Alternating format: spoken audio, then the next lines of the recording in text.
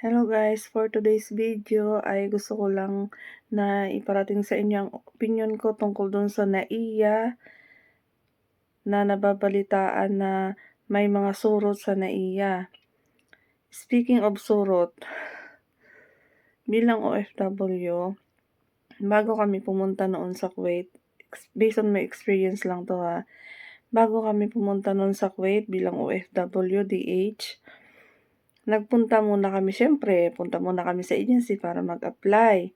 Pagdating namin sa agency, binigyan kami ng accommodation.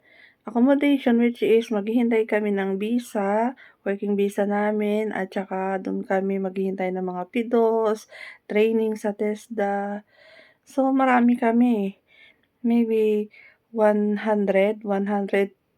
na katao, 50 to 100, ganyan. Ganyan karami. First, second, third floor. Meron pa ngang nagmumulto, sabi nila, kasi hindi ko naman na-experience na multuhin. Meron naman na na-experience ko yung surot. Doon napakaraming surot doon sa higaan. Diyos ko, talagang yung kasama namin, tad ng surot kasi doon ako gumilid sa gilid para wala akong katabing mga bed. Gusto ko ako lang mag-isa, may privacy. Tapos talagang nililinisan ko yung bed ko. Kahit anong linis mo, may surot pa rin. So, ginagawa ko talagang pagpag, todo pagpag, lagay ng kung ano-ano para lang hindi malagyan ng surot yung aking higaan. Panay ang palit ko ng bedsheet. Ngayon, yung surot na yan, tinatawanan namin yan. Kasi nung nandun na kami nung araw na flight namin, pagdating namin sa NAIA, nagtatawanan kami. Sabi namin, oh, baka nasa bag nyo na ang surot. Baka nasa mga bag nyo, sa mga maleta nyo, tingnan sa mga suot-suot nyo ang mga surot at sumama sa Kuwait.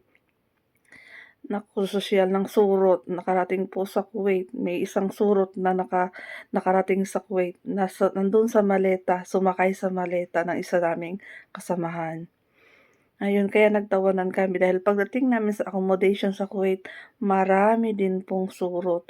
Yun daw po ay galing siguro sa mga galing sa Pinas na may surot sa accommodation. Di ko po alam, di natin masabi kasi yung mga foam din nila ay bago pa naman, hindi naman sobrang luma kasi maayos naman yung higaan sa accommodation. Ang problema lang talaga, marami ding surot pagdating sa Kuwait.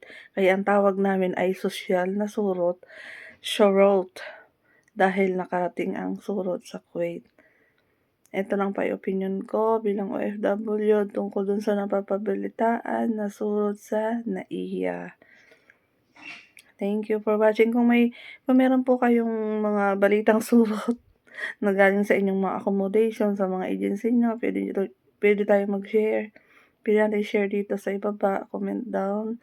Comment below kung nakaranas din ba kayo sa accommodation nyo na may surot bago mag-flight papuntang Kuwait.